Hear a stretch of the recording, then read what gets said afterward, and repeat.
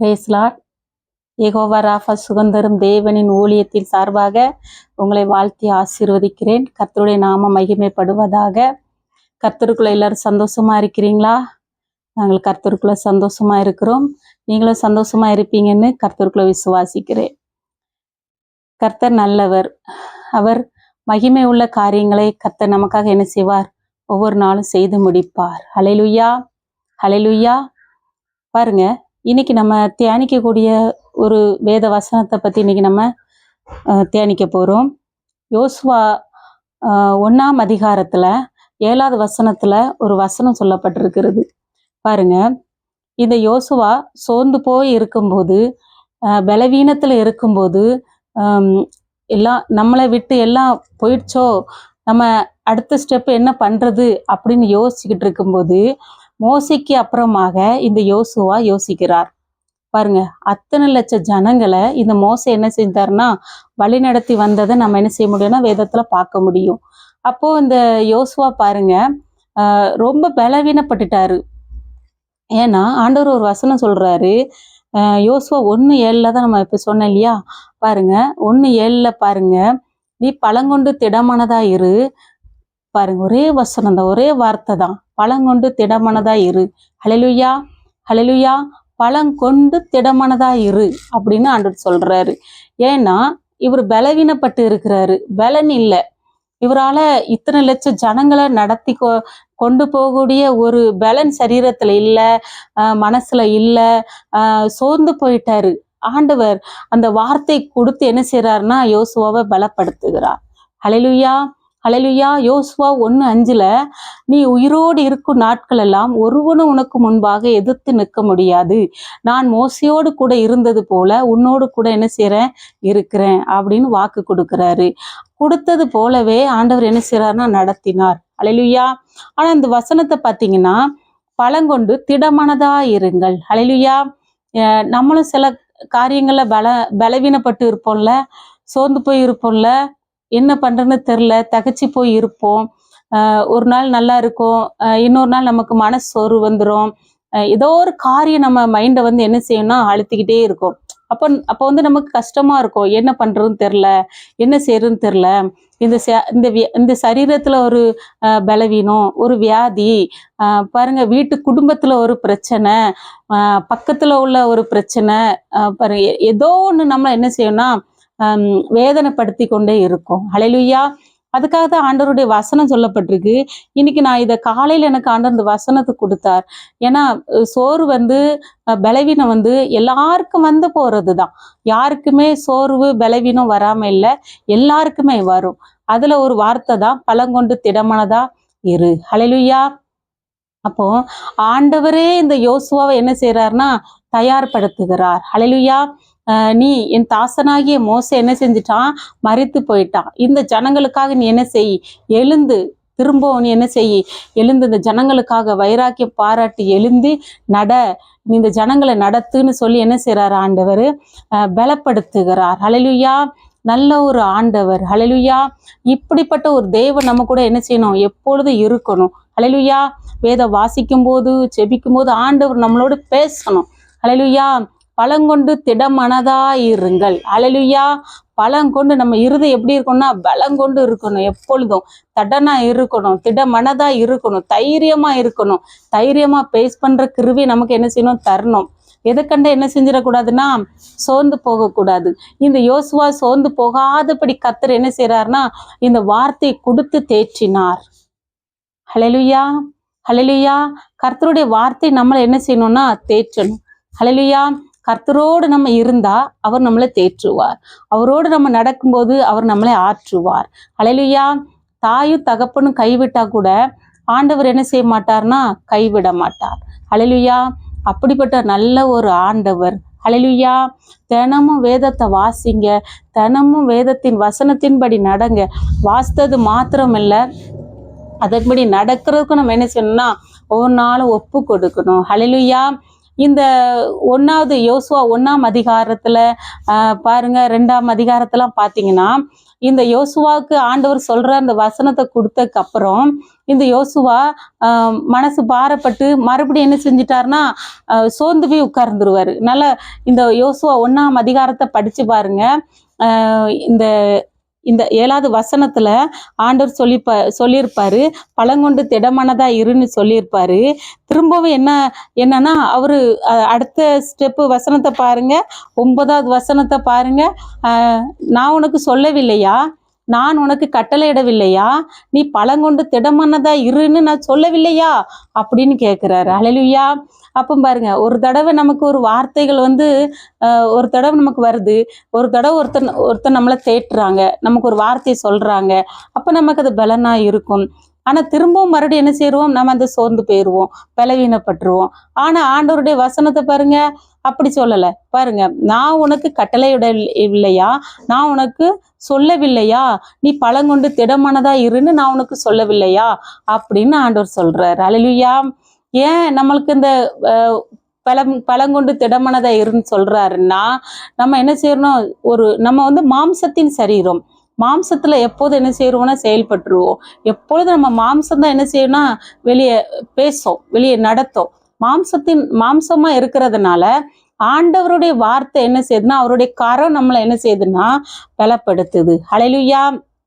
எந்த காரியத்துல நீங்க பலவீனப்பட்டு இருக்கீங்க, ஏதோ ஒரு காரியத்துல நீங்க பலவீனப்பட்டு ஒரு மனபாரம் அழுத்தப்பட்டு நீங்க இருக்கலாம். ஆனா சோர்ந்து போவாதீங்க, பலவீனப்பட்டு இருக்காதீங்க.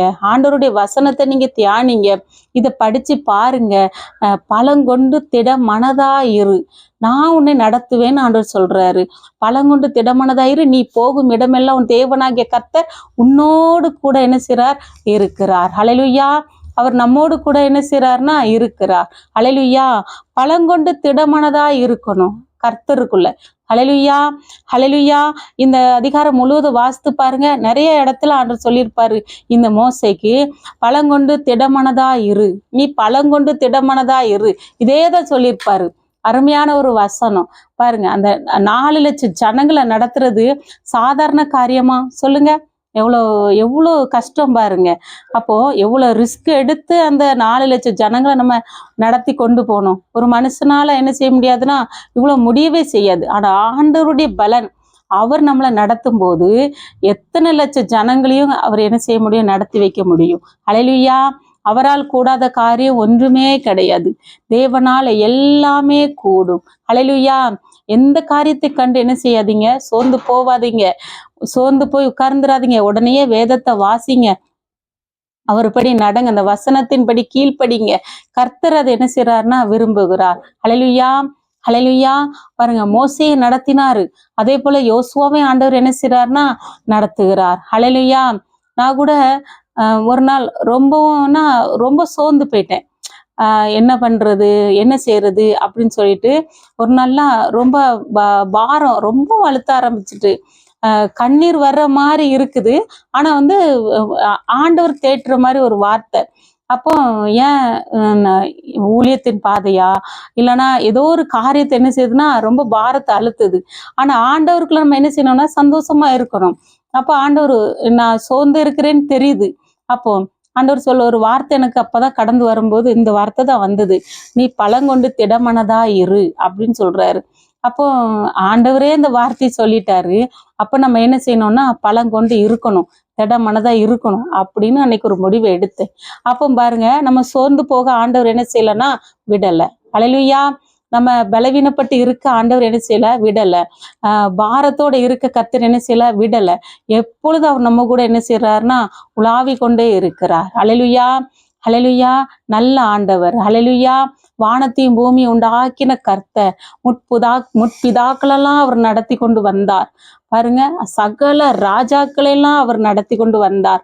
இவ்வளோ காரியத்துல எத்தனையோ பிதாக்கள் பாருங்க சோர்ந்து போயிருப்பாங்க வழியில, வீடுகள்ல, கூடாரங்கள்ல பாருங்க, நிறைய அவங்க நடந்து வந்த பாதைகள்லாம் பார்த்தீங்கன்னா அப்படிதான் ஒரு பாரத்தின் ஒரு பாதை, சோர்ந்து போகிற பாதை. வழியே இல்லாத இடத்துல கூட அவங்க நடந்து வரும்போது கர்த்தர் வழியை கூட உண்டாக்கி நடத்தி கொண்டு வந்த பாதை. ஹல்லேலூயா. அப்படிலாம் கர்த்தர் நடத்தி வந்தார் பிதாக்களை. ஹல்லேலூயா. அதே போல நம்மளையும் கர்த்தர் என்ன செய்வார்னா நடத்துவார். ஹல்லேலூயா. நம்ம என்ன செய்யக்கூடாதுன்னா சோர்ந்து போகக்கூடாது. பலங்கொண்டு என்ன செய்யணும்? எப்பொழுதும் திடமனதாய் இருக்கணும். கர்த்தர் விரும்புகிறது அதுதான். சரியா? ஹல்லேலூயா. கர்த்தர் நல்லவர். நன்மையான காரியங்களை கர்த்தர் கட்டாயம் செய்வார். உங்க இருதயத்தை கர்த்தர் ஸ்திரப்படுத்துவார், பலப்படுத்துவார், சீர்படுத்துவார், நிலை நிறுத்துவார். கட்டாயம் கர்த்தர் செய்வார். ஹல்லேலூயா. நான் உனக்கு சொல்லவில்லையா? நான் உனக்கு கட்டளையிடவில்லையா? நீ பலங்கொண்டு திடமனதா இரு. ஹல்லேலூயா. சோமனோமா. ஸ்தோத்திரம் ஆண்டவரே, உம்மை துதிக்கிறோம். பரிசுத்த ஆவியானவரே, உம்மை மகிமைப்படுத்துகிறேன் சப்பா. ஆண்டவரே ஸ்தோத்திரப்பா. இப்பொழுதும் ஆண்டவரே இதை கேட்டுக்கொண்டு இருக்கிற ஒவ்வொரு பிள்ளைகளுக்காகவும் ஆண்டவரே நான் செபிக்கிறேன் ஆண்டவரே. ஆமென். ஸ்தோத்திரம் அப்பா. ஸ்தோத்திரம் ஆண்டவரே. பலங்கொண்டு திடமானதா இரு என்று சொல்லி யோசுவாக்கு வாக்கு கொடுத்த கர்த்தர் இன்னைக்கு எங்களுக்கும் இந்த பிள்ளைகளுக்கும் கர்த்தர் இந்த இந்த வார்த்தை கொடுத்திருக்கீங்க. ஆமென். துதிக்கு அதன்படியாக எந்தெந்த பிள்ளைகள்லாம் சோர்ந்திருக்காங்களோ அந்த பிள்ளைகள் இந்த வார்த்தையின்படியே ஆண்டவரே ஒவ்வொரு பிள்ளைகளுக்கும் இருதயத்துல ஒரு பலன் உண்டாகட்டும். ஆமென். ஸ்தோத்திர. சரீரத்துல ஒரு பலன் உண்டாகட்டும். குடும்பத்துல ஒரு பலன் உண்டாகட்டும். ஆமென். துதிக்கிற அயல் குடும்பங்கள்ல ஒரு பலன் உண்டாகட்டும். ஆமென். துதிக்கிற பார்க்கிறவர்கள், பேசுகிறவர்கள், நண்பர்கள், சகோதரர்கள் யாரா இருந்தாலும், எந்தெந்த காரியத்துல சோர்ந்து இருந்தாலும், எந்தெந்த காரியத்துல பலவீனப்பட்டு இருந்தாலும் என் கர்த்தருடைய பலன் இப்போதே இறங்கி வருவதாக என்று செபிக்கிற ஏசப்பா. ஒவ்வொரு பிள்ளைகளுக்குள்ளே கர்த்தருடைய பலன் இறங்குவதாக என்று செபிக்கிறேன். பலங்கொண்டு திடமனதா இரு என்று சொன்ன கர்த்தர் இன்னைக்கு நீர் பலப்படுத்துவீராக, திடப்படுத்துவீராக. ஆண்டவரே துதிக்கிற ஏசப்பா. ஏதோ ஒரு காரியங்கள்ல ஆமென் துதிக்கிற மன வேதனையில இருக்கலாம். ஆமென் துதிக்கிறப்பா. மற்றவர்களிடத்துல சொல்ல முடியாத காரியங்கள் இருக்கலாம். ஆனால் என் கர்த்தர் நீர் அதை அறிந்து இருதயத்தின் நினைவுகளை அறிந்திருக்கிறவர், இருதயத்தின் வேண்டுதல்களை அறிந்திருக்கிறவர். இன்றைக்கு ஒவ்வொரு பிள்ளைகளுடைய இருதயத்தில் இருக்கிற பாரங்கள் வெளியேறட்டும். எந்த காரியத்துல ஆண்டவரே ஆமென் ஸ்தோத்திரம் ஆண்டவரே. ஆமென் துதிக்கிற திக்கற்று போய் நிற்கலாம் அந்த பிள்ளைகளை கர்த்தர் பலப்படுத்துங்க ஏசப்பா. ஆமென். ஆமென். துதிக்கிற ஏசப்பா. ஆமென். துதிக்கிறேன். ஆவியானவரே உமக்கு நன்றி செலுத்துகிறப்பா. எளியவன் என்றென்றைக்கு மறக்கப்படுவதில்லை, சிறுமைப்பட்டவனுடைய நம்பிக்கை ஒருபோது கெட்டு போவதில்லை என்று சொல்லியிருக்கிறீங்களப்பா. அதன்படியாக ஒவ்வொரு பிள்ளைகளையும் கர்த்தர் நீர் ஆமென் ஸ்தோத்திரம் ஆண்டவரே. ஆமென். ஏழைகளின் தேவன் ஆண்டவரே. ஒவ்வொரு பிள்ளைகளை நடத்துகிற தேவன் ஆண்டவரே. இந்த வசனத்தின்படியே கர்த்தர் ஒவ்வொரு பிள்ளைகளை தாங்குவீராக, தப்புவிக்கும்படியாக செபிக்கிறோம் ஆண்டவரே. பொறுப்படுத்திக் கொள்ளுங்க. ஜெபத்தை கேட்கிறவர் பெரிய காரியங்களை செய்வாராக. இயேசுவின் நாமத்தினால் ஜெபிக்கிறோம் நல்ல பிதாவே. ஆமென். கர்த்தர் உங்களோடு கூட இருப்பார். உங்கள் ஜெபத்தை கர்த்தர் கேட்டிருக்கிறார். கர்த்தர் உங்களுக்கு பலன் தருவார். ஹல்லேலூயா. நல்லவர் கர்த்தர், நல்லவர், மகிமையான காரியத்தை செய்வார். God bless you.